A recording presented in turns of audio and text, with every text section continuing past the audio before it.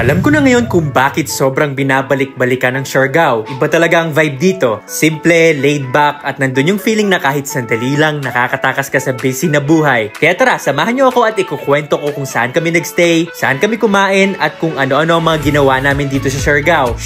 So day 1 starts here at Clark International Airport. We're flying with Sunlight Air. At ang chill lang experience from check-in hanggang boarding. So pagsakay ng plane, meron silang complimentary snacks na nagustuhan ni Baby Alon. Smooth yung take-off, tapos habang nasa taas kami, nagpakita pa si Mayon Volcano. As in, ang ganda niya from above. Perfect cone talaga. At bigla kong na-miss yung Bicol trip namin. At lumapag na kami sa Siargao Airport. At nag-check-in kami sa Sea Green Boutique Rooms. Nakakatuwa dahil may pa-welcome drink sila. At syempre, mag-room tour tayo. Our room has a queen-size bed with an extra mattress since sakop ni Baby Alon yung buong bed. Nagustuhan ko din tong desk na magsisilbing workstation namin. At pwede din kayong magluto dito. Here's the CR na may hot and cold shower. At ang nagustuhan ko pa is meron silang emergency power kit. May rechargeable fan, flashlight, at power bank in case mawala ng kuryente. And look at the view from the inside. Super refreshing sa mata. Since kadarating lang namin, gusto lang namin yung chill vibe. So sumakay kami ng tricycle papuntang Sea Green Cafe. Tinry namin yung eggplant fries with kefir aioli, homemade vegetable chips, whipped feta dip with toasted tomatoes.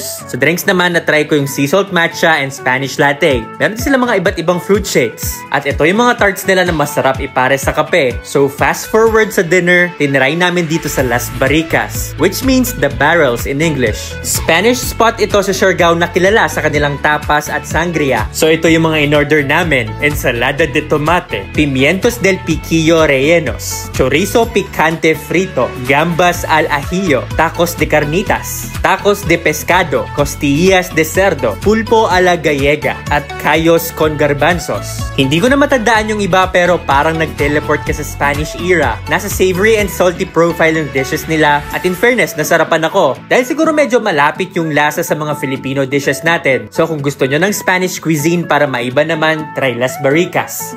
So for our next day, medyo late kami nagising. Kaya we had our brunch dito sa Branch by Roots. Ito naman yung mga in-order namin dito: Island Fuel, Savory Waffles Club, masarap tong 1,000 layers lasagna, and the Branch Witch. Para sa mga drinks naman, na-try namin tong mango and jamu, and pineapple and mint. At dito ko na-meet ang mga owners at head chef na si Chef Filippo Torini. Naikwento niya na they're making sure na healthy yung mga food na sinaserve nila. Pero nandun pa rin yung art or creativity. After that, pumunta na kami sa isa sa pinakasikat na attraction sa Siargao, ang Cloud9. Quick trivia, nakuha yung name nito noong 1980s mula sa Cloud9 Chocolate Bar. Kasi ito yung kinakain ng mga surfers after nila mag-surf. Yung iba naman sinasabi na Cloud9 means feeling extremely happy. Kasi masarap mag-surf dito dahil malalakas at malalaki ang mga alon. Dito rin super nag-enjoy magtampisaw si Baby Alon. So for our dinner, pumunta naman kami dito sa Bayani, na nagsiserve ng classic Filipino favorites. Tulad nitong nakakapanlaway na crispy pata, na chinap pa talaga ng staff nila sa harapan namin. At samahan mo pa ng classic pork barbecue. Wala talagang tatalo sa Filipino comfort food. Then malapit lang sa Bayaning, naglakad kami papunta dito sa Paraluman, isang hidden beach bar dito sa Siargao. Ma-amaze ka pagpasok mo dahil parang nag-teleport ka sa taong 60s. Naku, mas maganda to sa personal. At syempre, tinry namin yung mga cocktails nila na i-explain at i-prepare mismo sa harapan nyo. Perfect place to for intimate night with your friends and barkada. The next day, pumunta naman kami dito sa Port of General Luna para mag-island hopping. So first stop, pumunta kami dito sa Guyam Island. Dito mabibili yung ipinagmamalaki nilang mango shake na di ko na na-videohan dahil naubos ko agad. At syempre, hindi mawawala ang pa-human drone ni Kuya. Next, pinuntahan naman namin ang Naked Island. It's naked dahil obviously walang mga puno or structures.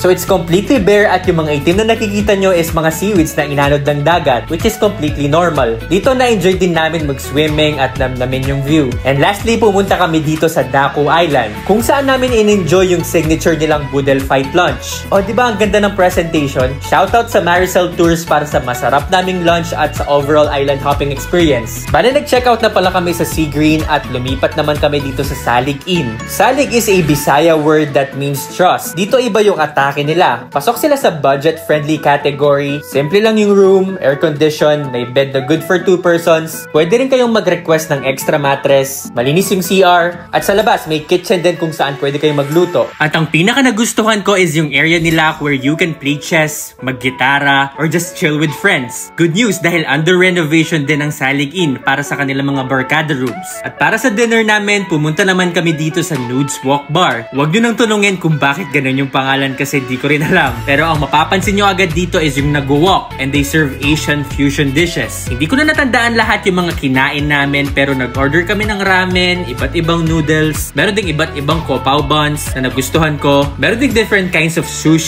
at syempre hindi mawawala ang dessert tulad nitong matcha na may red beans. Ako, ang sarap nito. And to end the night, by accident lang kami napunta dito sa Siargao Beach Club. At sakto, naabutan namin dito yung sikat na foam or bubble party nila. Dito mararanasan mo maging plato na hinuhugasan sa lababo. Kidding aside, nag-enjoy kaming pumarty dito. So for our next day, late na kami nagising at nag-lunch kami dito sa Kanin Baboy. Hindi ko na naman alam kung bakit ganito yung pangalan, pero maraming nagsasabi na dapat huwag kayong papayag na di kayo kakain dito kapag nag-Siargao kayo. And we ordered their signature Kaning Baboy. Naku, sobrang sarap nito. At binalak namin pumunta sa Afam Bridge that day, pero hindi na kami tumuloy dahil wala na masyadong nagtitinda at wala na din mga Afam. So ayun, that wraps up our Siargao adventure. Ang dami naming napuntahan, ang dami naming na-try, at ang dami naming bagong memories na nabuo dito. Honestly, iba talaga ang timpla ng Siargao. Simple lang ang buhay, mababait ang mga tao, at bawat sulok parang may sariling kwento. Kung tatanungin nyo ako kung babalik ako dito, nako 101% yes. Madami pa kaming gustong makita at matry na attractions, cafes at restos. Kulang pa talaga ang ilang araw para ma-experience mo lahat. On to the next YOLO moment, mga master. Shush!